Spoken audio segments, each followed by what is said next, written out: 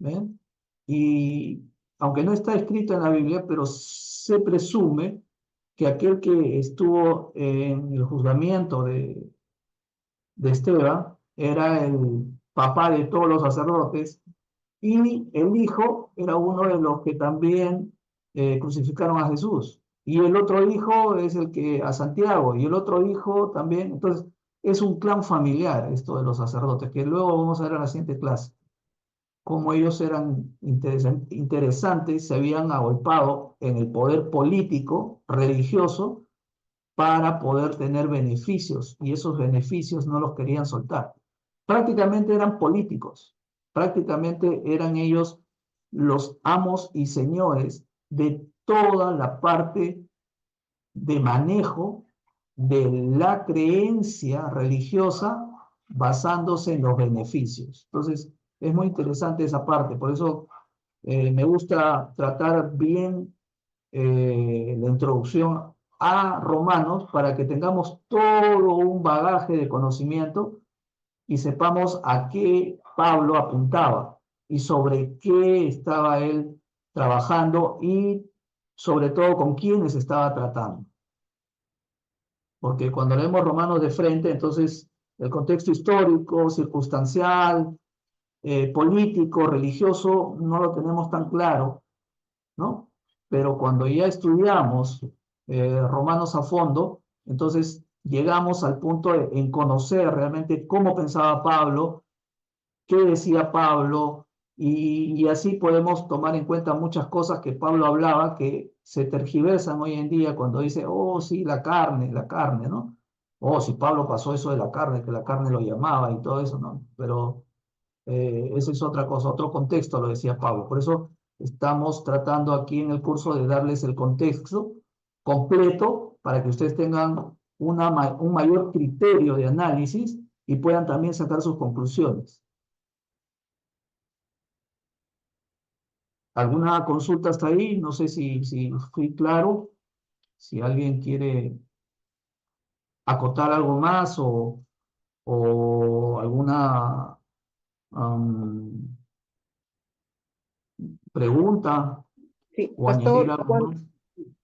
pastor, cuando usted indica que cuando sacrificaron, bueno, mataron a Esteban, estuvo el papá y después en las otras muertes también estuvieron el hijo. ¿De quién se trataba? ¿De quién está hablando de ahí? Ya eso lo dejo como intriga para la siguiente clase. Si no, ya te cuento todo el cuento completo y ya no hay intriga para estudiar. No, pero eso es parte del curso. Ah, Pero ya. en la próxima clase, ahí vamos a ver bien bonito toda la parte del sacerdocio que estaba ahí. Mm. Eh, ¿Sí? O, o deseas que te lo diga. No hay problema. Todos quisiéramos saber. Pero lo dejo para ustedes como consulta para que ustedes vean quién es. En la Biblia no lo dice, ¿sí? En la Biblia no lo dice, pero se presume que es él. Ahora van a ver aquí en esta parte del Sanedrín que también hacemos consultas a otros, ¿no? A otros estudiosos. Hay uno que es Judá, que es uno de los historiadores principales de ese entonces, que él nació en los años 70, que fue uno de los últimos circuncidados, ¿no? Un sacerdote.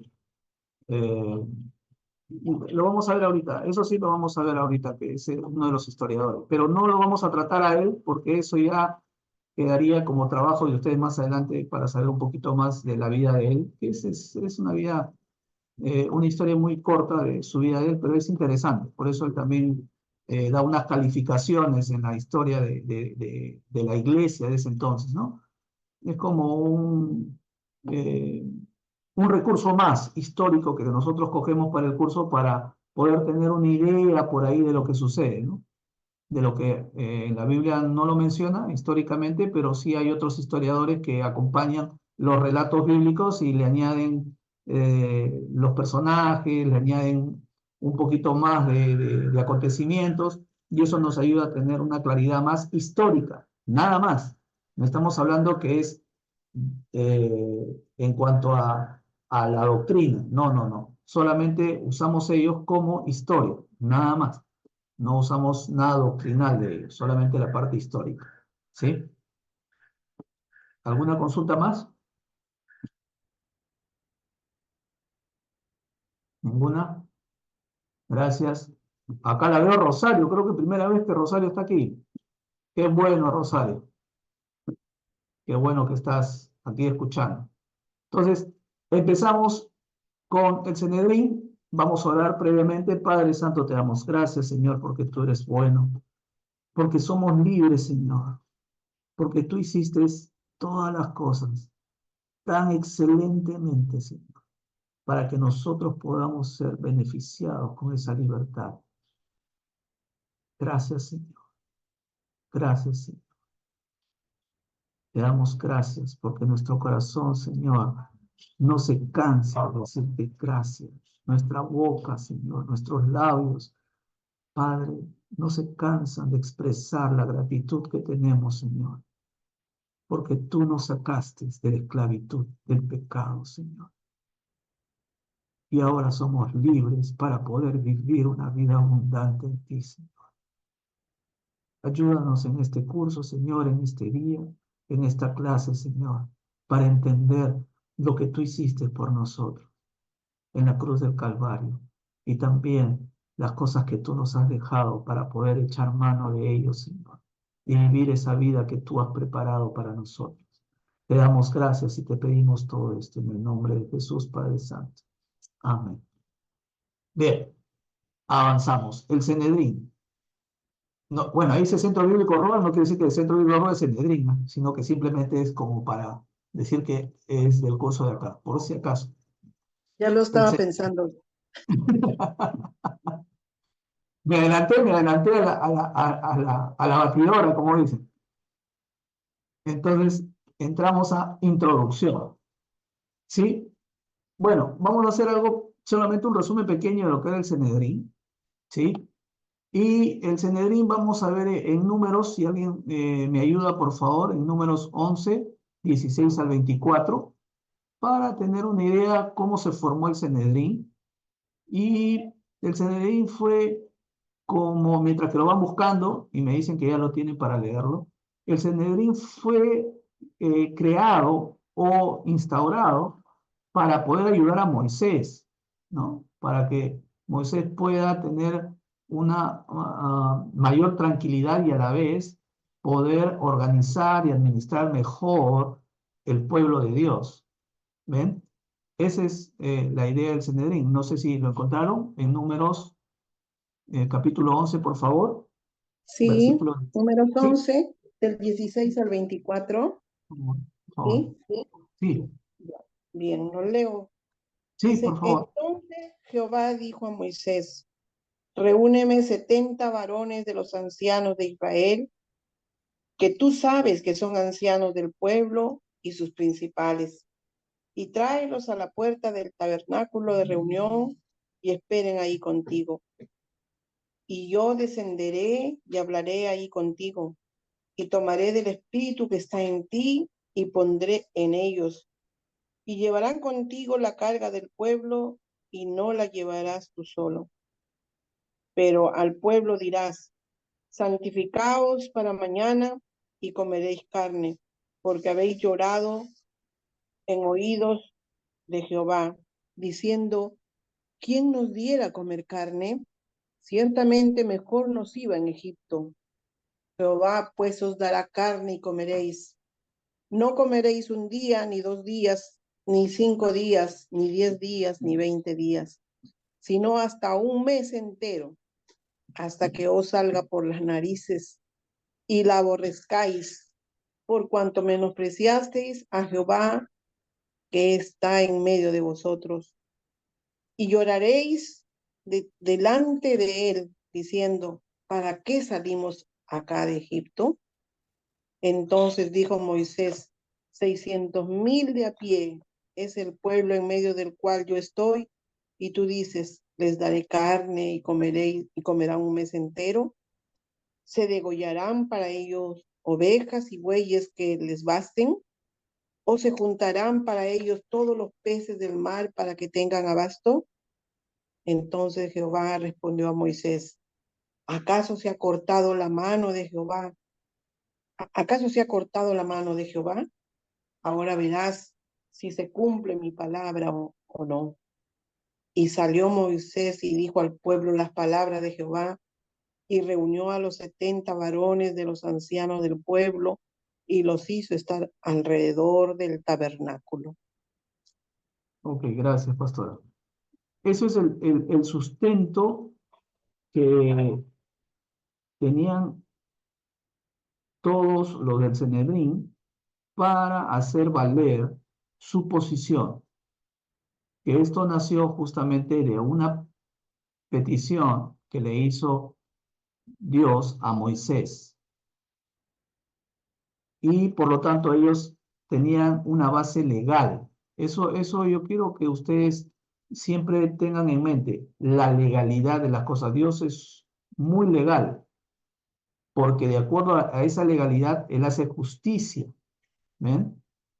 Entonces, quedamos de que el Sanedrín nació justamente por una petición de Dios, no una idea de Moisés, o también puede ser porque un grupo se reunió y dijo, ¿sabes qué, Moisés? Nosotros te vamos a ayudar, vamos a ver cómo es esto de acá de la organización y por lo tanto nosotros te vamos a respaldar. No, no, es algo que Dios instauró y por lo tanto ellos tomaron esa posición.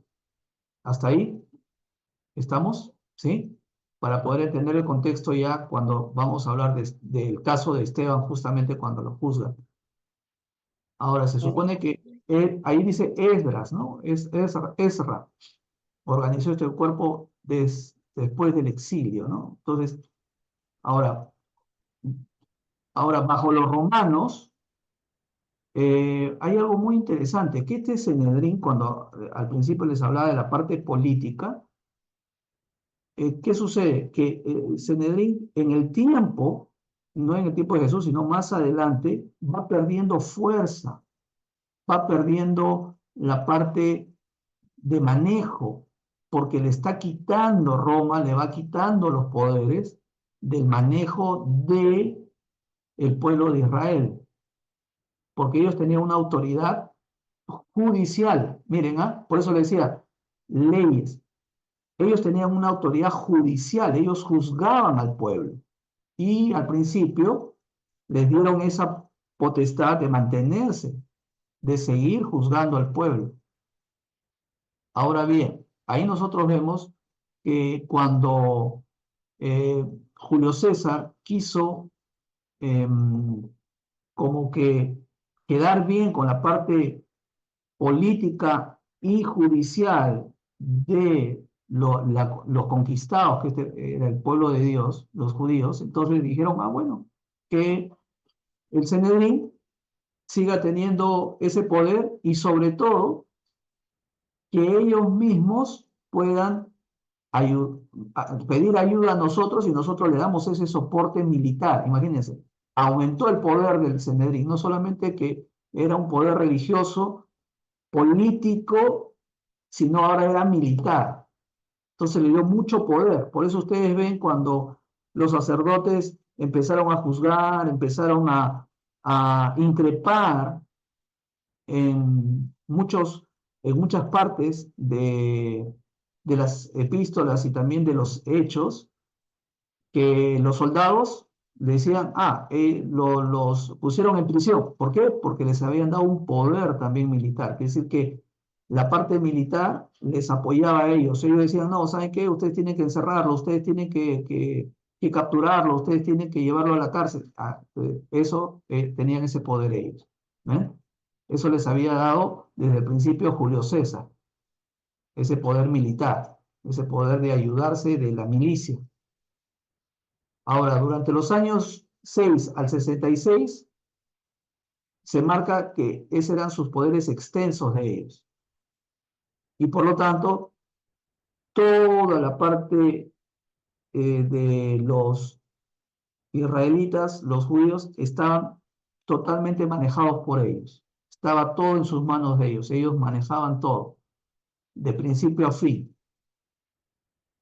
y hubo un quiebre ahí, que Herodes el Grande ya vio que ellos tenían mucho poder, hacían cosas también que no, mejor dicho, le causaban muchos problemas a ellos, ¿no? Porque al manejar la parte militar, entonces estaban supeditados a que le cumpla sus cosas de ellos y una serie de también de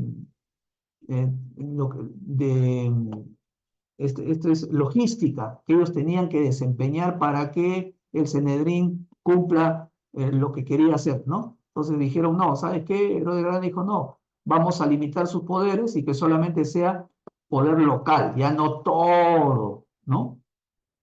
Toda la parte de Israel, sino que solamente Judea. Y por lo tanto, esto, y si nosotros vemos en el tiempo de Jesús, que era diferente el manejo de ellos en Galilea que en Judea. ¿Ven? Y ahí lo vemos. Y después del 70 después de Cristo, que fue, en este caso, el templo fue destruido, ahí ya fue abolido el Sanedrín, porque ya no había razón, ya se les fue, pues, como se dice, se les acabó el Congreso, se les acabó el palacio.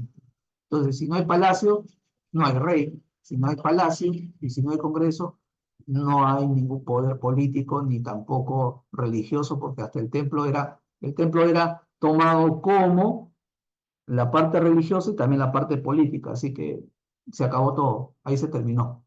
¿Sí? ¿Alguna consulta hasta ahí? Sí, hermanito pastor, dígame, pero cuando el Señor dispone, instaura este consejo ¿no? de ancianos, no se llamaba Sanedrín, o sí tenía esa connotación de Sanedrín al hacer eso, al instituir el Señor ese consejo de ancianos. No, no, no, no. Eso eran los 70, ¿no? Normalmente se los conocía como los 70. Ah, ya, se le conocía como, no se le daba ese Claro, nombre de no, no. Más Sanedrín. adelante el Sanedrín es una palabra que significa poder religioso, ¿no? Ah, ya. Entonces, no, eran los 70 los que se manejaban ahí, ¿no? Ya, pero Ahora, entonces cuando 70, los ya 70, ellos, ¿no? claro, y a ver, para seguir un poquito la hilación del tema, ellos tenían solamente, se les delegó, bueno, se hizo para constituir el Sanedrín ya en el tiempo después de años, ¿no? Ya en el tiempo del Nuevo Testamento, por decir, ellos tenían una autoridad con límites, ¿no? Primero veían todo lo que era parte religiosa, pero después empezaron a tener mucho más, ¿no? Querían tener, incluso cuando usted dice de que ya ellos querían, ya empezaron a tener también una autoridad militar, creo que algo así, ahorita, autoridad Claro, militar. porque acuérdense que Julio César es antes de Jesús, Sí, ¿no? claro, ¿No? claro. Ah, ya Hablando está, de mucho antes que Jesús. Entonces, antes de Julio que, César, claro, antes de que Jesús ya, naciera, ¿no? ya, Entonces, sí, pero cuando Julio después de César que, conquista, dice, pues esto de acá se me está haciendo un alboroto, si es que les quito el poder, se van a ir contra mí. Entonces voy a ya, mantenerlos a ellos que puedan hacer sus cosas con normalidad, pero les voy a añadir por dos lados. Uno es el apoyo militar, pero también ese apoyo militar me va a informar a mí qué cosas están haciendo ellos. Entonces hay una doble razón. ah, ya, ya. ¿Eh? Porque Julio César era un estratega, era un hombre muy inteligente para manejar el poder. ¿Eh? Entonces, te doy el Para apoyo ser militar, supervisados, en otras palabras, para que supervisaran, ¿no? doble razón, ¿no? Como decir, te doy ese apoyo, pero yo también voy a saber qué cosa estás haciendo. Ya, claro. ¿Eh? Entonces, por eso ellos tenían ese apoyo y esa condición. Y, y al principio resultó porque todo iba bien, se manejaba, pero cuando Jesús ya desde Juan el Bautista, ¿no? Pero desde Jesús, nosotros tenemos algo que ya se les movió el piso porque, dice a Jesús, le seguía mucha multitud, ¿no? Igual de Juan el Bautista. Juan el Bautista no le hacían nada por la multitud. El Cenedrín y todos ellos no le hacían nada a Juan el Bautista. ¿Por qué? Porque la multitud seguía a Juan el Bautista. Porque creía realmente que Juan el Bautista era el profeta. Porque si ellos iban contra Juan el Bautista, entonces toda esa gente se levantaban porque consideraban a Juan el Bautista profeta real. ¿Ven? Entonces no se metieron con Juan el Bautista, dejaron ahí nomás que continúe y sucedió lo que sucedió, ¿no? Porque a él ya Juan el Bautista fue por un capricho que lo mataron y sobre todo por algo, una estratagema que hizo, ¿no? La esposa. Pero eh, en cuanto a Jesús era diferente, ¿no? Porque Jesús desde el inicio, él marcó un punto. Si ustedes se acuerdan, cuando Jesús habló y abrió el libro de Isaías y dijo, hoy delante de ustedes se ha cumplido esta palabra, y todo el mundo ahí como que dijo, ¿qué? ¿Cómo? ¿No? Entonces ahí Jesús empezó a hablar y cambió el esquema. ¿Eh? Es diferente que Juan el Bautista en este caso. Y es por eso que ya ellos ven de que eh, el Sanedrín está tomando unas decisiones muy radicales, pero a la vez que manejaban mucha logística. Y por eso nosotros vemos eh, que ya iba cambiando las cosas, ¿no? Iban cambiando las cosas porque también iban saliendo más, eh, em, se iba moviendo más la palabra de Dios, ¿ven? Y lógicamente cuando el templo es destruido, ya desapareció, pues, ¿no? Porque no hay dónde, pues ya. Es decir, el punto, ellos, su columna vertebral, y eso es algo muy interesante que Jesús también lo trata, cuando dice voy a derribar este templo, ¿no? Y yo en 3 días lo vuelvo a edificar, quiere decir que ellos habían tomado el templo como una columna vertebral de la fe, ¿eh? Una columna vertebral de la fe. Y eso no era así, pues no tenía que ser así, pero ellos ya lo habían todo vuelto materialista, ¿no? Y por eso a ellos les chocó cuando Jesús dijo eso, ¿cómo va a derribar este templo? ¿Cómo lo va a botar? Si este es nuestra columna vertebral, de acá nosotros vivimos, de acá nosotros nos alimentamos y sobre todo la fe que proclamamos es a través de este templo. ¿Ven? Esa es la realidad. No sé si tiene otra consulta más o alguien más.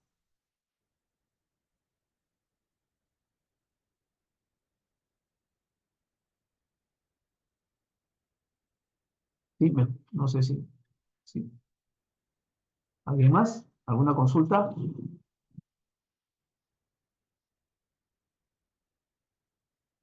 Bueno, continuamos. Entonces, el- según Flavio Josefo, que es un historiador, eh, nos cuenta, nos dice que en sí el Nuevo Testamento confirma que el sumo sacerdote era como un presidente, ¿no? Y eso lo vemos en Mateo 26:57, Hechos 5:17, el 7:1, 22:5, 24:1. Vamos a ver en Hechos 24:1. ¿Quién me puede ayudar en Hechos 24:1? A leerlo, por favor. Uno de ellos, de los textos presentados, solamente vamos a leer uno de ellos, Hechos 24:1. Amén. 5 días después descendió el sumo sacerdote Ananías con algunos de los ancianos y un cierto orador llamado Ter- Tértulo, y comparecieron ante el gobernador contra Pablo. Ok, entonces era así, ¿no? Quiere decir que tenía toda la autoridad como para también estar presente, para juzgar, para poder tomar como que un punto crítico, Esa era la idea del sumo sacerdote. Y dice también que, bueno, en este caso Caifás fue presidente en el juicio de Jesús y Ananías en el juicio de Pablo, ¿no? Ahora, todos ellos están dentro del clan familiar. Ahora, eh, ustedes saben que la parte de la toma de cargo para ser sumo sacerdote era a través de la parte hereditaria, ¿no? Quiere decir que el hijo y el hijo y el hijo, porque eso está establecido también en la Biblia, ¿no? Cuando dice Aarón, ¿no? El linaje de Aarón. Entonces, hay una sucesión hereditaria. Ese era el sacerdocio, una sucesión hereditaria. Por lo tanto, eso sí se seguía manteniendo. Pero a la vez, esa sucesión hereditaria de lo religioso pasó a lo político. Lógicamente no dejó lo religioso porque lo religioso le servía para manejar justamente por la fe que se profesaba en ese entonces. ¿Sí? Pasamos, bueno, a algunas cosas más que hemos puesto ahí, que bueno, ellos podían también ver la parte de ayudar a Roma para los tributos, ¿no? Bueno, vamos a ver, a continuar con nuestra clase, dice en el evento histórico. ¿Cuál es el evento histórico? Vamos a ver que en Mateo 26:47, ¿sí? Mateo 26:47, nosotros encontramos algo muy, muy interesante que va a darnos una idea del contexto histórico de ese momento sobre el Sanedrín. Entonces vamos a ver 26:47, dice, mientras todavía hablaba, vino Judas, uno de los 12, y con él mucha gente con espadas y palos de parte de los principales sacerdotes y de los ancianos del pueblo, ¿no? Entonces, nosotros, a ver, un ratito, no sé qué está, allá, ok. Dice que, bueno, ya tenemos algo de lo que fue el Sanedrín desde el inicio, y el Sanedrín no tenía autoridad en Galilea, solamente en Judea. Quedó con autoridad solamente en Judea. Por eso, eh, a Pablo también, si ustedes ven, a Pablo lo agarran ¿dónde? En Jerusalén, donde ellos tenían fuerza para poder hacer todo el manejo político que ellos querían. Mientras tanto, en otros lugares no podían. Igual a Jesús. A Jesús en Galilea no podían hacer nada con él porque no tenían esa autoridad. En cambio, en Judea sí. Y su autoridad era bastante amplia. Ahora eso es algo que ustedes también tienen que conocer, ya lo verán más adelante en la separata. Quiero avanzar para no retardar mucho o seguir avanzando más las clases. Ahora vemos en Hechos 21:28, por ejemplo.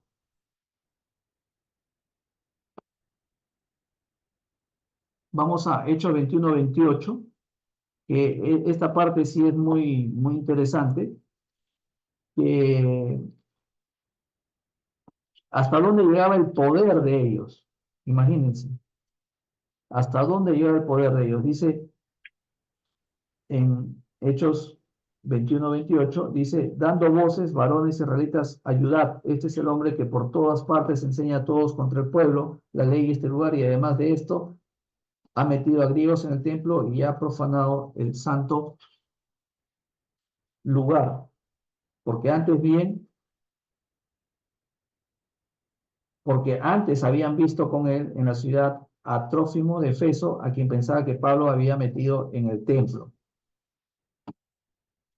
Entonces, ellos tenían ahí un poder de decirle a la gente que puedan también echar mano de lo que ellos quieren hacer.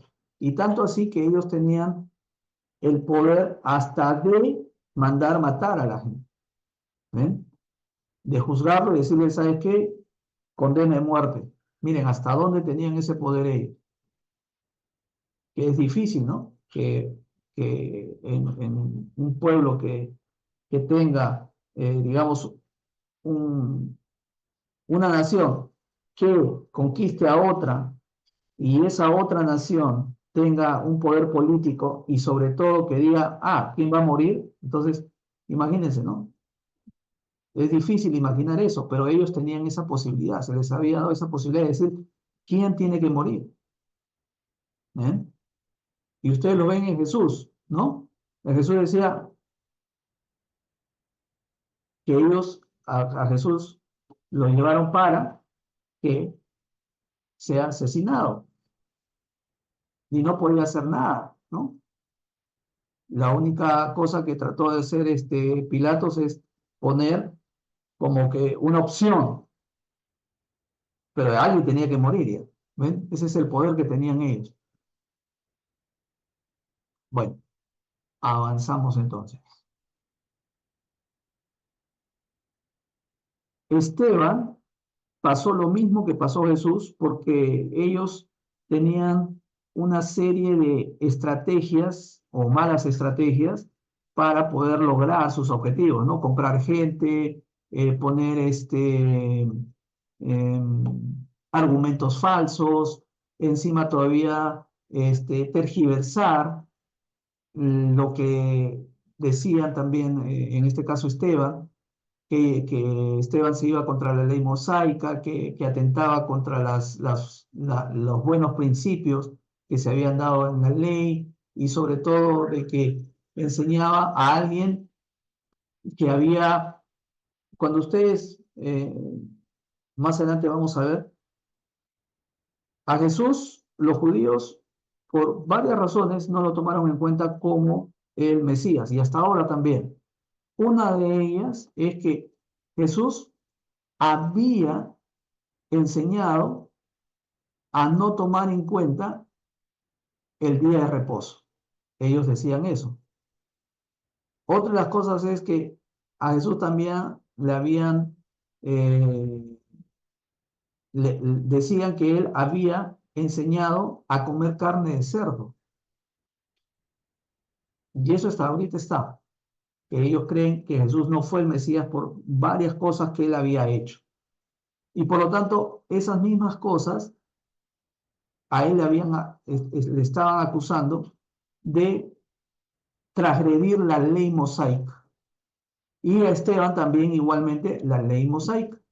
Y ellos se basaban en eso, como al principio le decía, todo era legal. La única forma legal que ellos podían tener para matar a alguien o mandarlo a matar era basándose en la ley.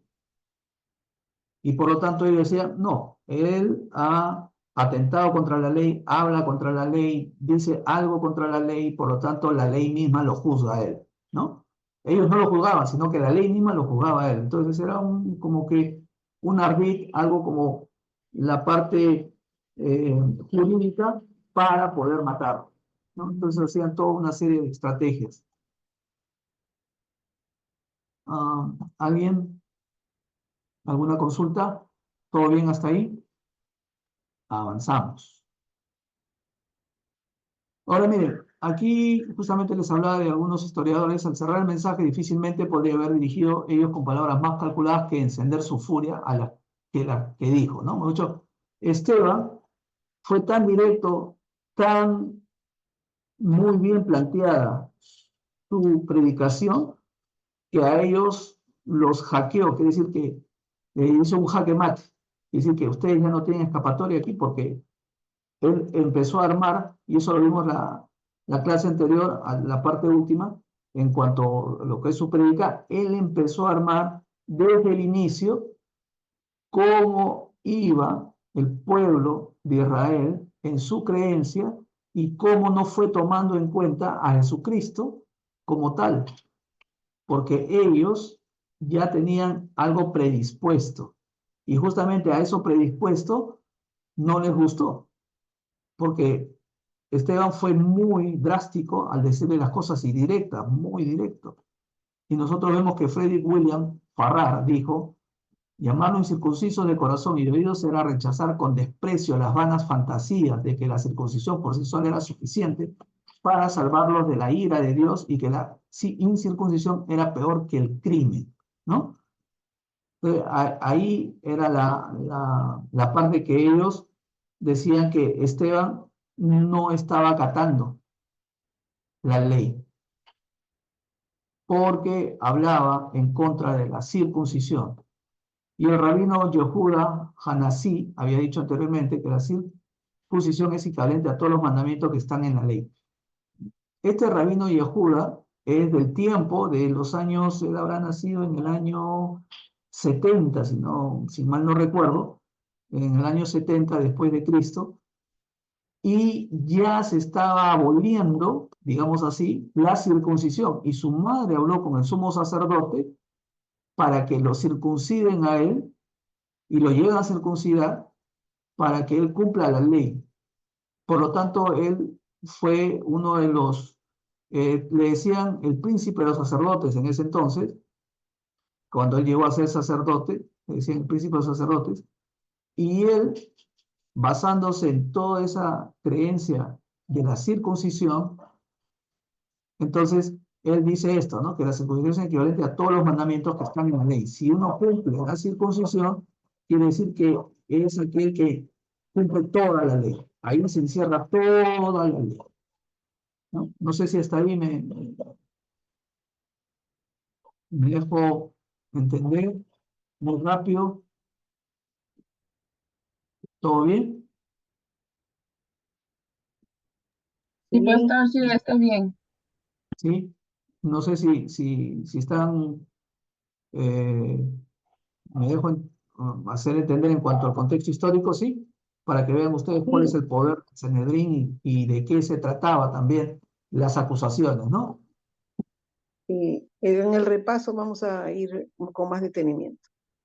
Ah, qué bueno. Es Entonces, decir, cuando entramos a ver el video, ahí yo también me detengo, lo retrocedo, qué ahí. bueno, qué bueno. Más- Pero Pastor, más bien dígame, diga, sí, discúlpeme, ¿es Senedrín o Sanedrín? ya, yo he puesto las dos cosas Ya. porque ustedes saben que en hebreo no existen las vocales, ¿sí? En hebreo no existe, por eso cuando ustedes ven Yahvé, le ponemos la A y la E, pero no existe en sí en hebreo las vocales.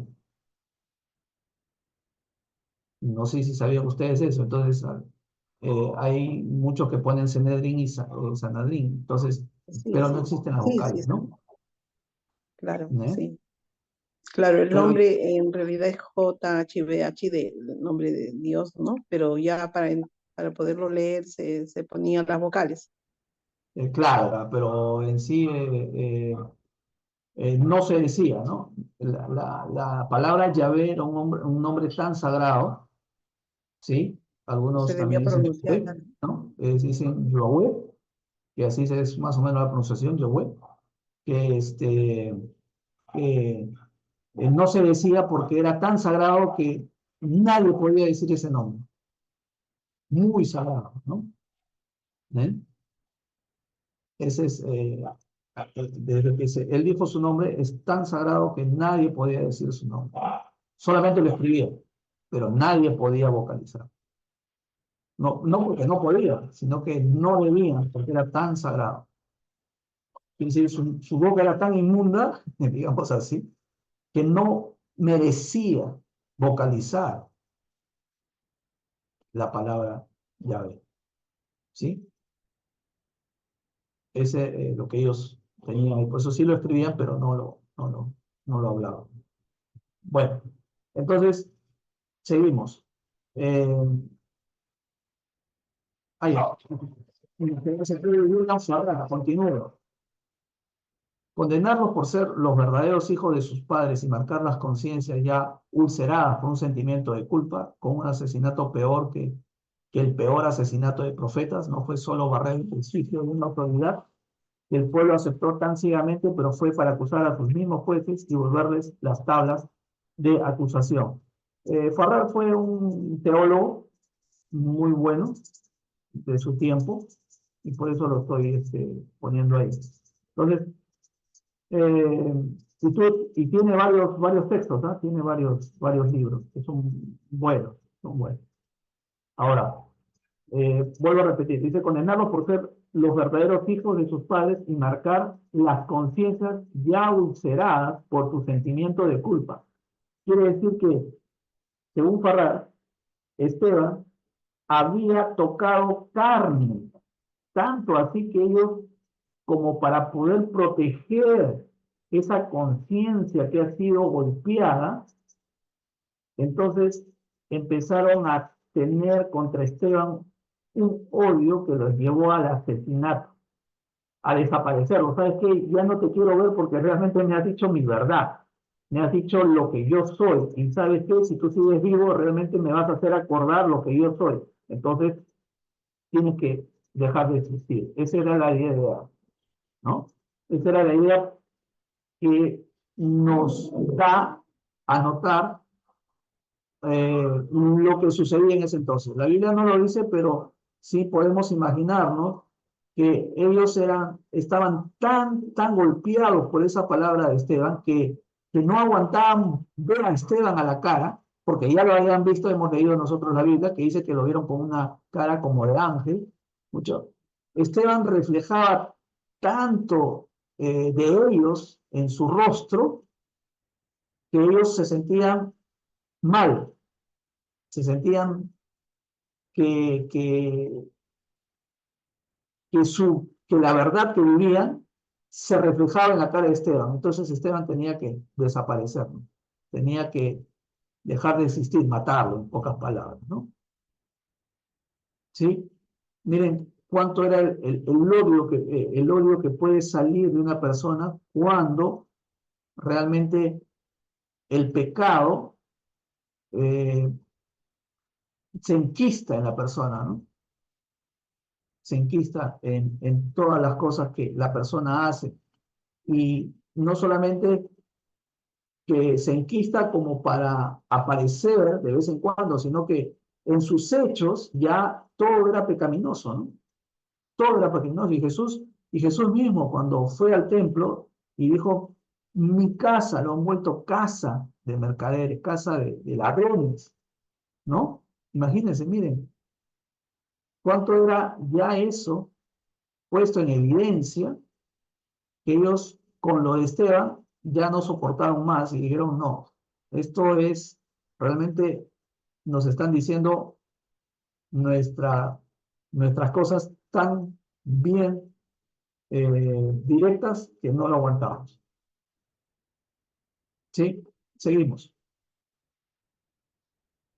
Ahora, Pablo estaba en todo el movimiento ¿no?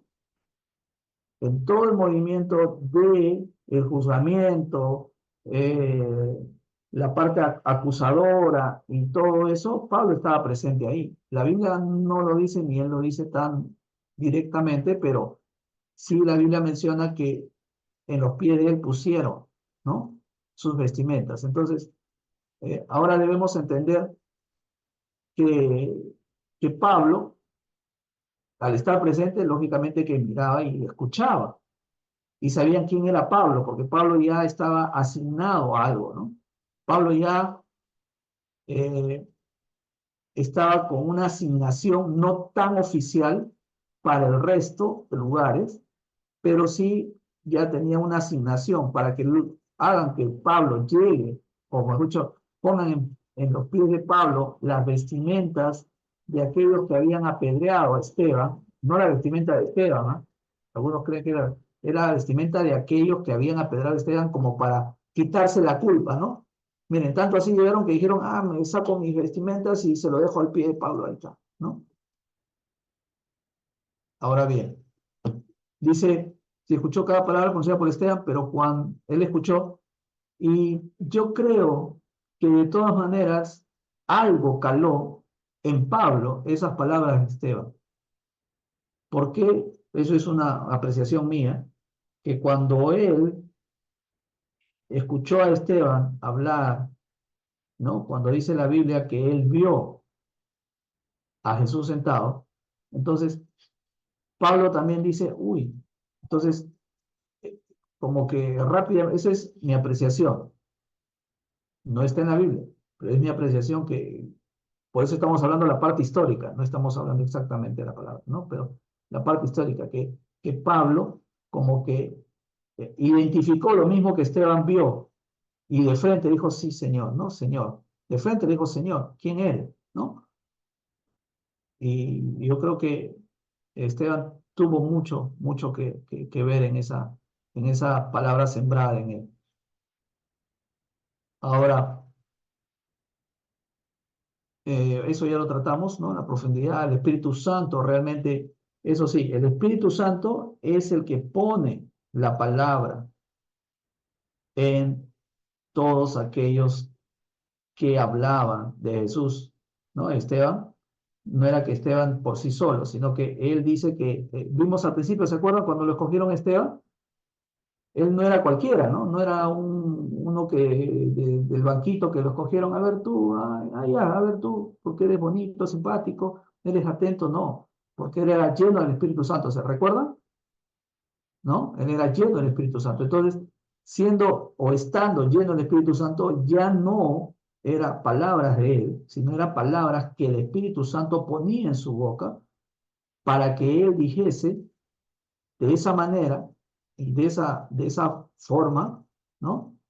A todos aquellos que lo acusaban, todos aquellos que lo interrogaban. ¿Ven? Ahora, continuamos. Y vemos que en Hechos 6:5, ¿quién nos ayuda a leer Hechos 6:5? Quizás alguno que no ha leído todavía, vamos a darle ese chance para que ponga su voz en el video. Alguien que nos ayude ahí en Hechos 6:5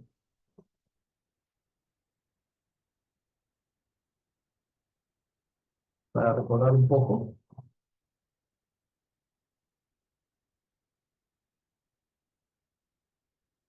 ¿Alguien? Rosario. Amén, hermano. Ya. Ya, Rosa, perdón, Rosita, a ver, Mi vamos. hermano. Buenas noches, Dice, pastor. Dios lo bendiga. La Soy siguiente Rosario. eres tú, Rosario, la siguiente eres tú, no te me vas a escapar. Ya, mi hermana dice, a todo el grupo le gustó la idea. Entonces eligieron a estos 7 hombres. Esteban, hombre de mucha fe y lleno del Espíritu Santo. Felipe, Prócoro, Nicanor, Timón, Parmena y Nicolás, uno de Antioquía que se había hecho judío. ¿Eso, no, hermano? sí, ese, pero primero dice que Esteban lleno de fe y el Espíritu Santo, así que Esteban no hablaba por sí solo, ¿sí? Hablaba Sí, por el Espíritu Santo, Espíritu ¿cierto? Santo. Era Así, usado. miren, interesante, ¿no?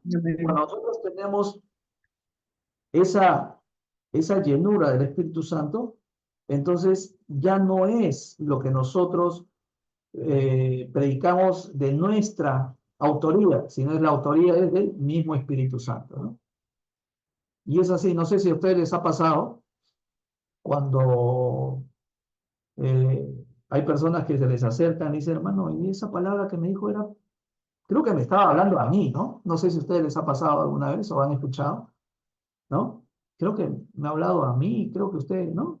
Y qué interesante, ¿no? Que el Espíritu Santo mismo pone palabras en nuestra boca para dirigirla quizás en el momento a alguien en específico, ¿no? En alguien en específico, o también a varios en específico. Es muy, muy interesante. Y eso solamente es el Espíritu Santo, porque nosotros no sabemos la vida de las personas, ni tampoco sabemos en qué circunstancias se encuentran, ¿eh? Que es muy interesante. Y, a ver, vamos con Rosario, vamos a ver que Hebreos 1:3, Rosario, a ver, ya que estás ahí con nosotros, qué bueno tenerte en vivo y en directo. A ver, Hebreos 1:3.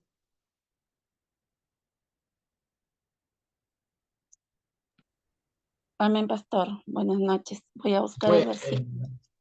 A ver, Hebreos 1:3. A ver.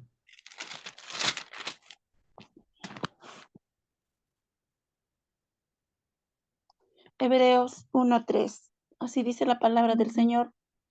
Ah, sí, qué lindo. A ver, El vamos. cual, siendo el resplandor de su gloria y la imagen misma de su sustancia, y quien sustenta todas las cosas con la palabra de su poder, habiendo efectuado la purificación de nuestros pecados por medio de sí mismo, se sentó a la diestra de la majestad en las alturas. Amén. Imagínate, interesante. ¿Y de quién está hablando? De Jesucristo, del Señor. De Jesucristo, ¿no? Qué interesante, mira tú. Qué interesante. El cual siendo el resplandor, gracias, Rosario, muchas gracias. El cual siendo el resplandor de su gloria y la imagen misma de su sustancia, quiere decir la imagen misma de su persona. Cuando hablamos de sustancia, estamos hablando de la persona, de la parte, es, bueno, de la esencia, ¿no? La misma de su sustancia, y quien sustenta todas las cosas con la palabra de su poder, habiendo efectuado la purificación de nuestros pecados por medio de sí mismo, se sentó a la diestra de la majestad en las alturas. ¿Y qué vio Esteban? ¿No lo vio Jesús mismo? ¿No lo vio en este punto? Cuando dice se sentó a la diestra de la majestad en las alturas. ¿Ven? Entonces, ahí comprobamos nosotros que es justamente guiado sus palabras por el Espíritu Santo. ¿Ven? Seguimos entonces. Y ahí donde Esteban, pues, ya recibe toda la descarga de odio, ¿no? Toda la descarga de odio que lo llevó, pues, a la muerte, ¿no? ¿Sí? Y vemos nosotros ahí, y dijo, he aquí, veo los cielos, imagínense.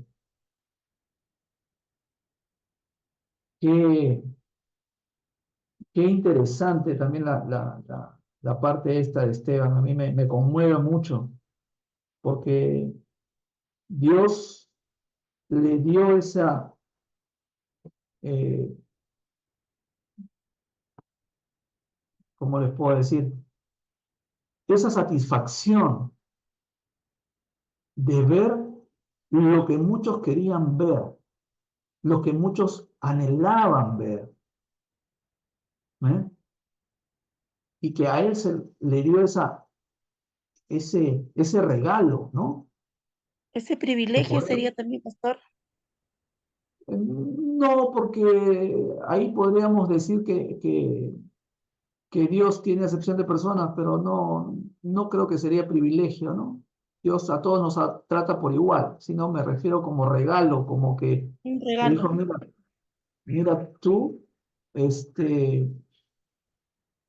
sé que estás en esta situación y sé a dónde tú vas a venir, pero quiero mostrarte dónde vas a venir tú.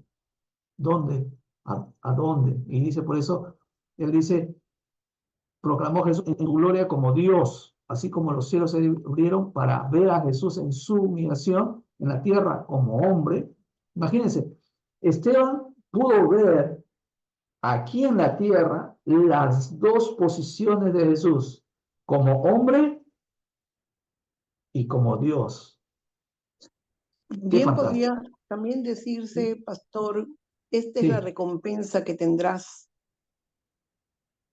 sí, yo creo que sí, yo creo que fue como, sí, se podría decir como recompensa, sí, sí, yo creo que sí, ¿no? También, pero también eh, la recompensa es por algo que nosotros hacemos, ¿no? Que nosotros podemos hacer en esta tierra. Se podría tomar como así, ¿no? Entonces, podemos decir, ah, si tú no vistes al Señor, si Él no vio al Señor, entonces Dios no lo recompensó, ¿no? Entonces, podemos caer en uno como que es obligatorio hacer eso, ¿no? Es una recompensa. Recompensa es algo que uno va a tener al final de algo, ¿no? Pero si nosotros vemos que es algo que nació de Dios darle ese regalo, entonces ahí sí, ¿no? Es un regalo que yo lo llamo así, no sé, pero también puede ser como recompensa, digo, ¿no? Pero podría ser más, digamos, hecho para alguien, un regalo, ¿no? Un regalo precioso que le dio a Esteban en conocer en vida las dos posiciones de Jesús. ¿Ven? Y yo creo que eso es muy satisfactorio para uno, ¿no? Yo me pongo en el lado de Esteban, lógicamente, no en todo lo que él vivió en ese momento, porque es difícil imaginarse, pero sí me pongo en la dicha de ver a Jesús como el rey, como lo que él decía en la tierra, y en fe él creyó, y por lo tanto en fe él habló, y en fe también él se presentó delante de Dios a recibir toda esa maldad desatada por hablar de Jesús, ¿no? Entonces, puede ser por las dos formas. Y mire qué fantástico, ¿no? A mí me conmueve mucho la historia de Esteban, la vida de Esteban en esa parte. No conocemos eh, tanto la vida de Esteban como persona, pero sí como alguien lleno del Espíritu Santo, de fe. Es fantástico, es de verdad fantástico. Y yo creo que sí, es una de las cosas que nos lleva, esto sí, a que la fe va más allá de lo que nosotros podemos pensar o imaginarnos terrenalmente. ¿Eh? Porque la fe es algo que está hecho del cielo, no es algo que está puesta, que nace de aquí, de este mundo. ¿Eh? Ahora, dice ahí en Juan 1:51, si nos puede ayudar, a ver quién nos ayuda. Jenny. Ah, está ahí Jenny. Ajá, perfecto. Leí bien entonces. Jenny, ¿nos puedes ayudar con Juan 1:51?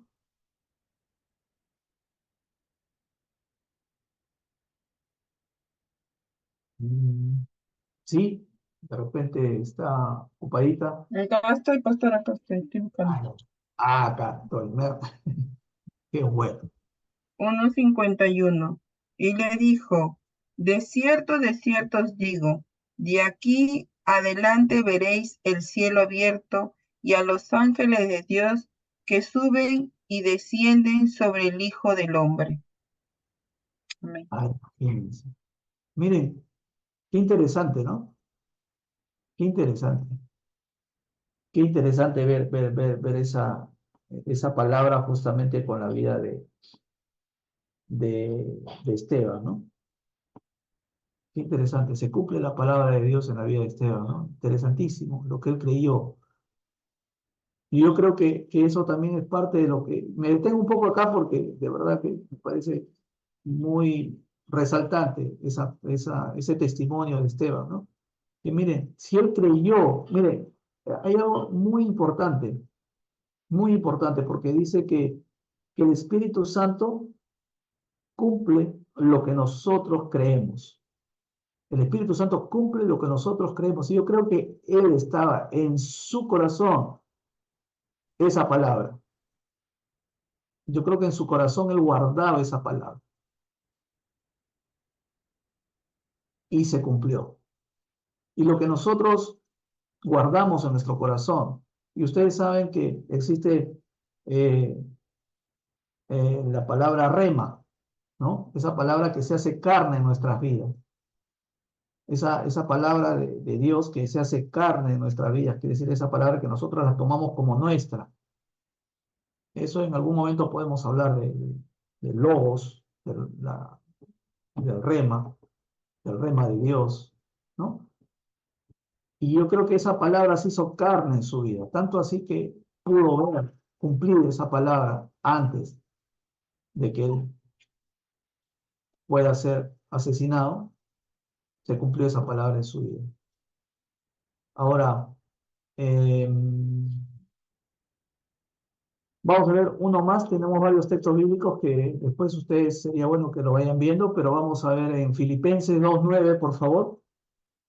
A ver si está el pastor, o perdón, ¿quién está ahí? Ah, Ever. Ever, buenas noches, ¿cómo estás? Si nos puedes acompañar, por favor, con Pastor, esta lectura pastor, bíblica. buenas noches, pastor, y buenas noches a todos los pastores. Pastor, Por buenas favor, noches. buenas Gerald noches, buenas Carson. noches. Por favor, si nos puedes ayudar con esa cita bíblica, Filipenses 2:9, por favor. 2:9, pastor. Sí. Por lo cual Dios también le exaltó hasta lo sumo y le dio un nombre que es sobre todo nombre. Ajá. Ah, exacto. ¿A quién le saltó hasta lo sumo? ¿A quién le saltó hasta lo sumo? A nuestro Señor Jesucristo. Amén. Así es. ¿Ven? Jesús. Y entonces, ahí también nos habla de que lo exaltó hasta lo sumo, ¿no?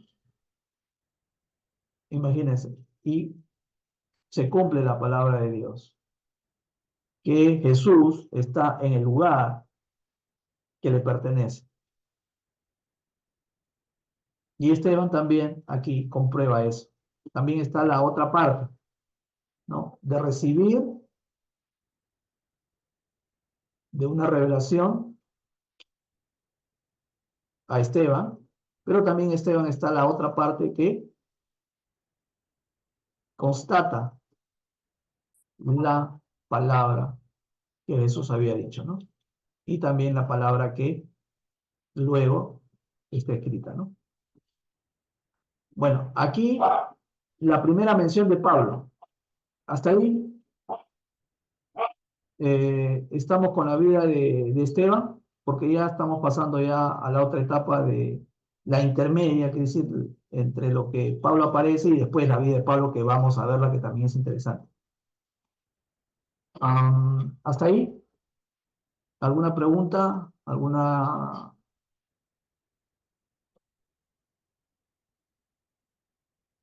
consulta? ¿Todo bien? Bueno, Sí, ya, bien, sí, pastor.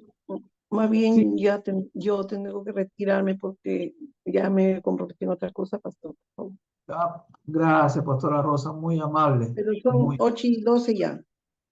Sí, sí, está bien. Bueno, sí, yo como le digo, ya no sé hasta qué hora es la clase, porque yo a veces me quedo hasta las 8:20, así, pero eh, con esta parte terminamos, Pastora. No hay ningún problema si usted desea retirarse, nosotros ya No, terminamos. mejor la termino. Sí, 10 minutitos más y veo. Ya. Sí, sí, con esta terminamos nomás, si no me detuve un poco en Esteban.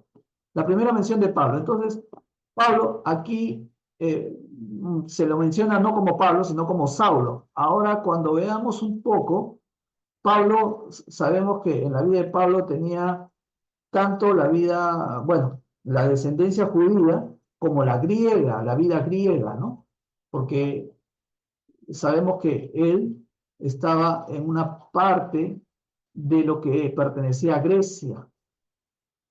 Y por lo tanto, algunos historiadores dicen, no es que Pablo se cambió de Saulo a Pablo, sino que él tenía dos nombres, Saulo como la parte hebrea y Pablo como la parte griega.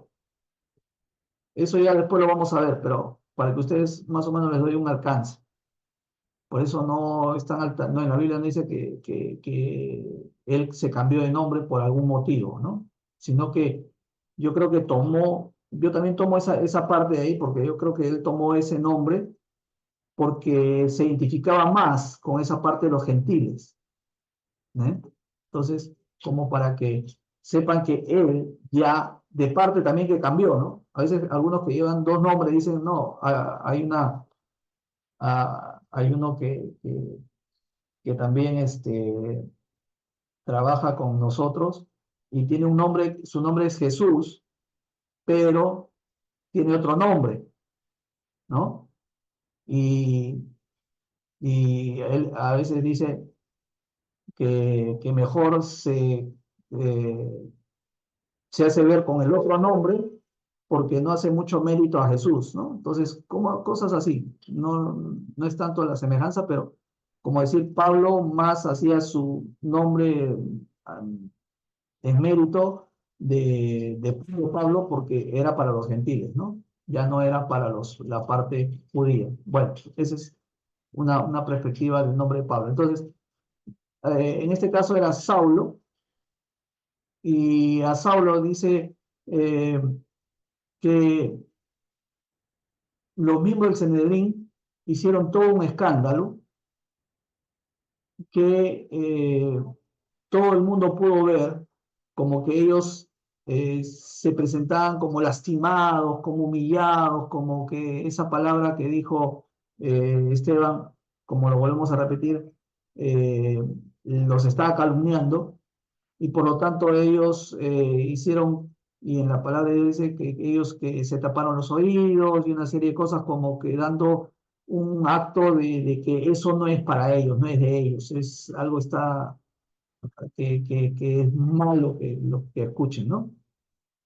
Y por lo tanto lo llevaron fuera de la ciudad, ¿sí? Y lo apedrearon, ¿no? Y los testigos depositaron sus ropas a los pies de un joven, ¿sí? Se quitaron su ropa, ¿ok? Dándole a notar de que ellos no habían sido causantes de la muerte de Esteban, ¿no? Para que ellos se sientan libres de esa acusación. Y se lo pusieron a Esteban, perdón, a Saulo. Se lo pusieron en los pies de Saulo, como decir, Saulo, mira, tú eres el culpable, tú eres aquel que llevaste a cabo todo este tipo de cosas, porque en ti está el cargo y aquí está. Nosotros no sabemos nada, ¿no? Lo presentaron así. Y ahí es donde aparece Saulo. La Biblia ahí donde presenta por primera vez a Saulo, porque él estaba presente en ese ajusticiamiento que tuvo Esteban. Bien, y terminamos con Hechos 7, perdón, 7 sí, del 57 al 58. Hechos 7, del 57 al 58. Dice, entonces ellos, dando grandes voces, se taparon los oídos, arremetieron a una contra él y echándole fuera de la ciudad, le apedrearon, y los testigos pusieron sus ropas a los pies de un joven que se llamaba Saulo. Y apedreaban a Esteban mientras él invocaba y decía, Señor Jesús, recibe mi espíritu. Y puesto de rodillas, clamó a gran voz, Señor, no les tomes en cuenta este pecado. Y habiendo dicho esto, durmió. Y Esteban, muy interesante, las últimas palabras que dice, no le tomes en cuenta este pecado, porque él no quería poner carga alguna para que ellos sean salvos. No quería poner carga alguna para que ellos puedan tener a Jesús como el Señor, como el Dios, como el Redentor que ellos necesitaban y estaban esperando. Y es muy interesante que nosotros tampoco no pongamos carga en la gente, y ese es el mensaje. No pongamos carga en la gente para que ellos puedan estar libres en tener a Jesús en su corazón. A veces predicamos y le ponemos una carga diciendo, mira, si tú no aceptas a Jesús en este momento, mira que no le pongamos carga a la gente. No le pongamos carga alguna en tener claro que ellos tienen una libertad en Dios. ¿Sí? Y tampoco una carga como decir, mira, yo estoy llevando la palabra y si tú no me ayudas, mira, lo que me pase es cosa tuya. Tampoco, ¿no? Tampoco podemos echar esas cargas en las personas. Tratemos de hacer como Jesús dijo, mi yugo es fácil, ligera mi carga. ¿Y quiénes somos nosotros para cargar a la gente? ¿Quiénes somos nosotros para las cosas que nos suceden en Dios o las cosas que hacemos por Dios se las carguemos a la gente? Tratemos de que eso no sea así y que aligeremos la carga de las personas para que continúen en Dios, en Cristo Jesús, de una manera como Él quiere, ¿sí? Ligeros, ligeros. Y Esteban cumplió esa parte, dijo, Señor, que no lo tomes en cuenta esto que han hecho. Y es una forma de despojarse de la culpa, o despojar, perdón, la culpa al resto, aunque lo tenga. Dejarle con total libertad dentro de lo que Dios quiere hacer en vida de cada uno de ellos. Y yo creo que dentro de todas esas personas, y eso asumo, ha habido gente, no solamente Pablo, de conocer a Jesús como su Salvador y Señor, y sobre todo su Mesías. Yo creo que dentro de toda esa gente que han apedreado y han sido testigos, hay gente que después tuvo a Jesús en su corazón. Yo creo que es así. Esteban no solamente lo hizo por uno, para que uno escuche, sino que escuchen todos. Y yo creo que de ahí nacieron varios. Eso es lo que terminamos la clase y bueno, gracias a Dios por la presencia de ustedes. Y hasta aquí la clase de hoy.